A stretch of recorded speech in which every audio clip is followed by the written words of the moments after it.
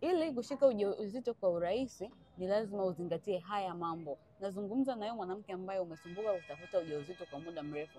Kwanza, hakikisha unafanya check up ya uzazi, ya mfumo wako wa uzazi ili kuweka mazingira sawa ya uzazi ili kuweza kushika ujauzito. Hakikisha unagundua kwamba kuna changamoto yoyote inakusumbua ili uitibie na uweze kushika ujauzito kwa urahisi. Lakini pia hakikisha unafahamu zile siku zako za hatari ili uweze kushiriki tendo la ndoa na uweze kunasa ujauzito kwa uharaka. Lakini pia hakikisha unabadilisha mtindo wa maisha. Hapa namaanisha ule mlo ambao unaotumia. Wanawake wengi huwa wanatumia mlo mbovu na hawajui hiki ni chanzo kikubwa cha wao kuweza kukosa ujauzito. Kwa hiyo hakikisha unabadilisha mtindo wako wa maisha, tumia vyakula ambavyo vinakusupport kuweza kushika ujauzito, utafanikiwa kushika ujauzito. Kama umefanya hivi vitu vyote lakini bado umekuwa kusumbuka kushika ujauzito, nitafute nikupe package ambayo itakusaidia kuondokana na hizo shida na kuweza kufanikiwa kushika ujauzito kwa mara nyingine. Kuita mama inawezekana ukipata matibabu sahihi.